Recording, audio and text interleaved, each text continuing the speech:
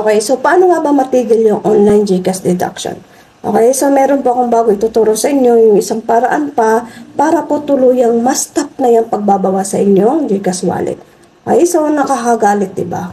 Yung pera natin na kailangan, tapos bigla na lang mawala kasi binawas na nang wala kang pahintulot. Pasensya na po sa boses ko, kagagaling ko lang po sa sakit, no, kaya medyo pause-pause pa.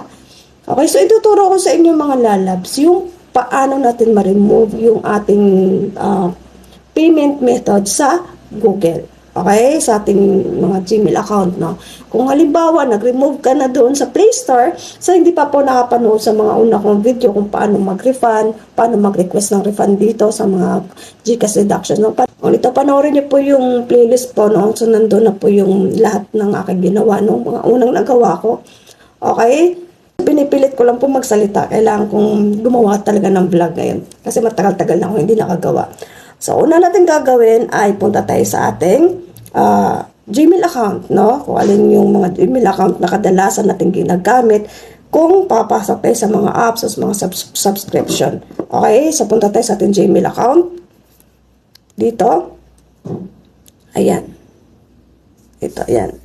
So, punta tayo dito sa taas, yung may picture natin, no, sa taas. Ayan, so sana po masundan nyo, no. So, dito, okay, so dito naman, punta tayo sa Manage Your Google Account. Ayan, click natin ang Manage Google Account. Kung may mga tanong po kayo, mahiya mag-comment lang po sa baba, no. Okay, sa mga hindi pa po nakapag-subscribe dyan, baka naman po, paki-like, paki-subscribe, dagang salamat in advance. Okay, asa na ta?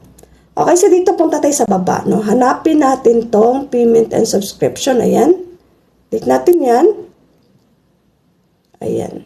Para tuluyan na pong ma-stop na yung mga necessary na deduction sa ating GCash, no? So dito, punta tayo sa ating manage payment methods. Ayan.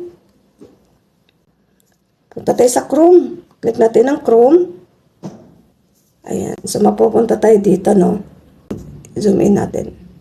Okay, so may makikita tayo dito ang dalawang payment method natin, plus isa pang PayPal. Ayan. So kung gusto natin i-remove yan, meron naman makikita agad na remove, no? So remove natin to. Halimbawa dito, remove natin to. Okay, so remove natin to. Remove natin yan. Then, okay, so remove and save. Ayan, ganyan lang po siya mga, no? Ganyan lang siya kung paano natin i-remove to. So, okay. So, nakikita niyo mga lalabs na wala na yung isang payment method ko dito. Okay? So, ganun lang po mga lalabs. Gawin nyo, sundan nyo po itong itinuro ko sa inyo. Baka sakaling ma-stop na yung mga nakakabutit na, no? Nakakabutit na online GCash deduction nyo. Okay? So, panoorin nyo po yung playlist, no? Kung paano mag-request ng refund pala. Kung kayo ay na-deduct na dyan. Okay, so dito, pwede natin i-remove to. Okay, i-remove natin itong PayPal. Ayan. So, remove natin. Ganyan lang siya. Okay. Okay, so isa na lang natira. Okay. So, sana po nasundan nyo, no? So, sana po nakatulong sa inyo. You're welcome.